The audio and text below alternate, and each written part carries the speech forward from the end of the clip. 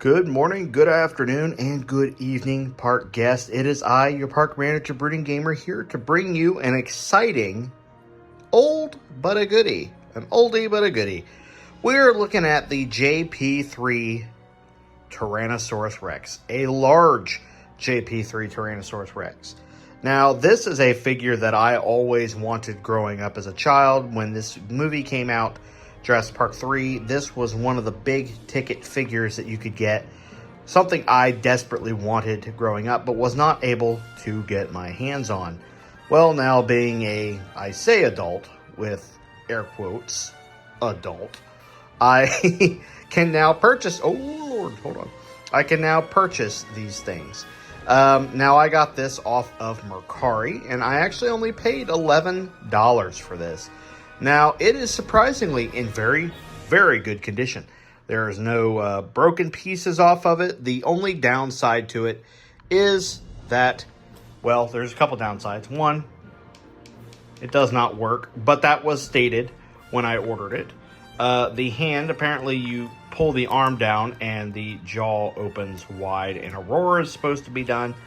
But I do not know what that sounds like. I have to say, I'm staring at this sculpt, and it is possibly one of my favorite sculpts, and it's a really good design for an old figure.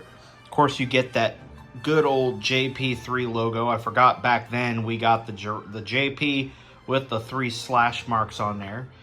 There's a couple things looking at this that I was a little worried about at first, thinking that maybe I had a bad copy or something, but no, apparently after looking online, that's just how things were. I was looking right here, and there seems to be like a little bit of a seam issue. I'm not sure what is happening here with the folds of the skin, as it looks like we have weird cables and wires, almost as if this Tyrannosaurus Rex was made by the Fazbear Corporation. Looking at it, like I say, this person took very, very good care of this figure. I'm very happy that I finally can add it to my collection. Get some good. It doesn't look beat up or scuffed. This is very, very good piece. It kills me though that, like I say, you look at the different, it's because this part's like a rubber while this part's like a hard plastic, so you've got those glue seams there. It kind of looks like as if he's almost like a cobra. He's got like this big flap of skin on both sides. Looking at him dead on, you get those classic eye ridges. And this definitely, like I said, it's one of the better designs in my honest opinion. I wasn't a massive fan of the JP3 Tyrannosaurus Rex, but this, like I said, this is one of those figures that I desperately wanted to pick up. The tail is kind of squeezable. And I mean ever so slightly squeezable. It's not by much. You can barely see me pushing just a little bit there. It's just, that's another, hard plastic here. And then you get into the rubber. I wouldn't even say rubber, but it's pretty much rubber. Good skin tone. Like I say, very good design. I wish I could get mine to work.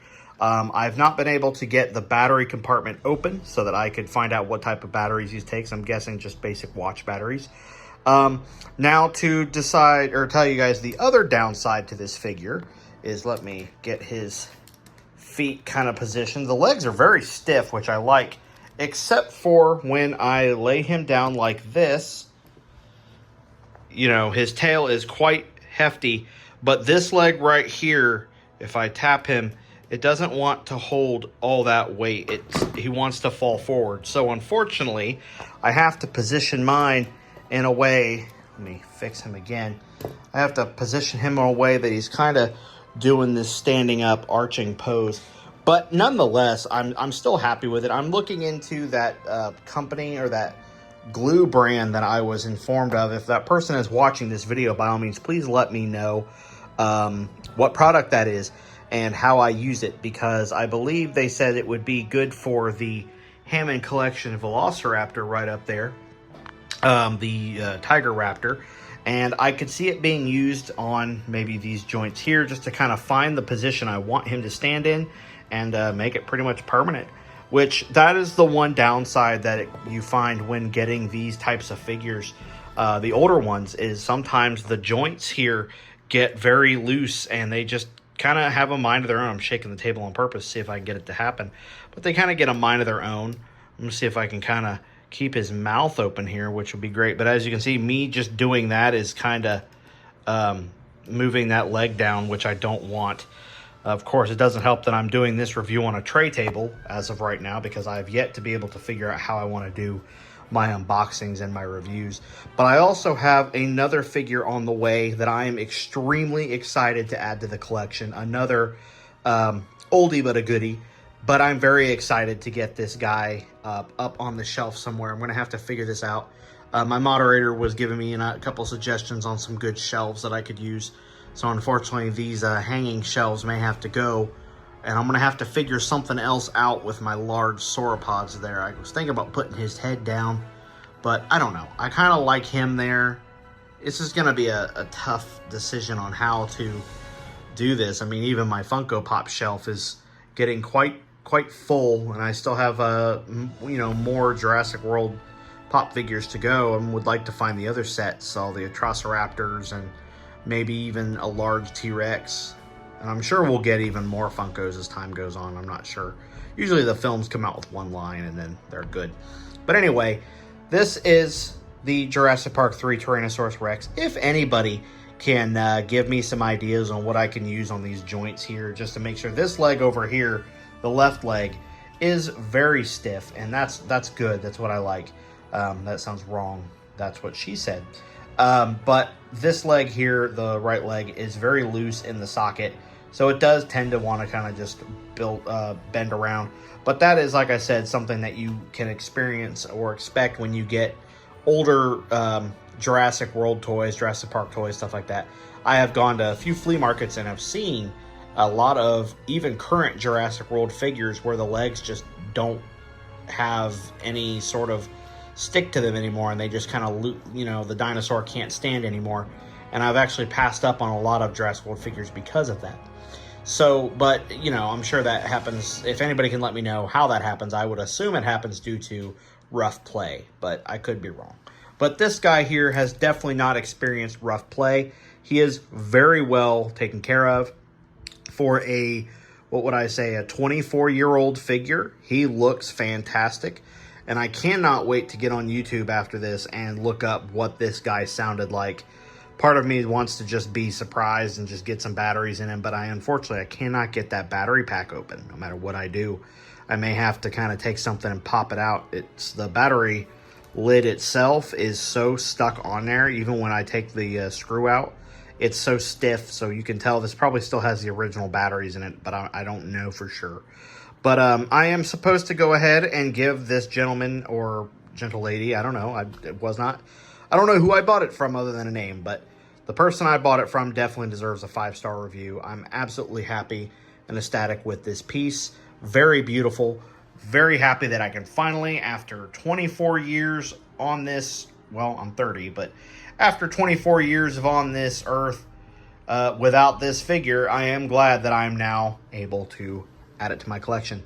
Now, it's a shame we didn't get a Spinosaurus that was about like this tall for that. Instead, we have like the large animatronic Spinosaurus, which I've been trying to locate myself. I used to have one years ago that I picked up at a garage sale, and it was in very good condition, except for a small tear in the neck. However, that I got rid of in my own garage sale before I decided I wanted to collect this stuff as a full-time hobby.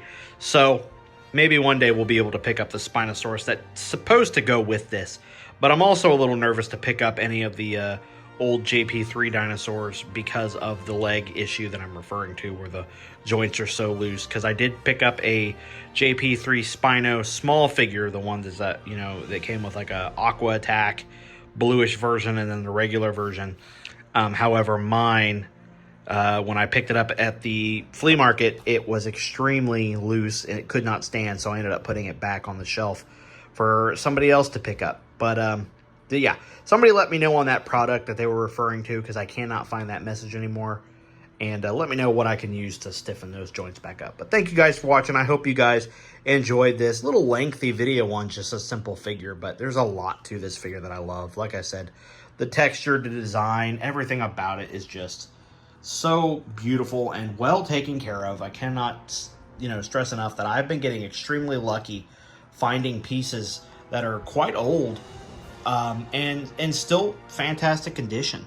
I very rarely find, I almost thought the teeth on that were broken, but it's not.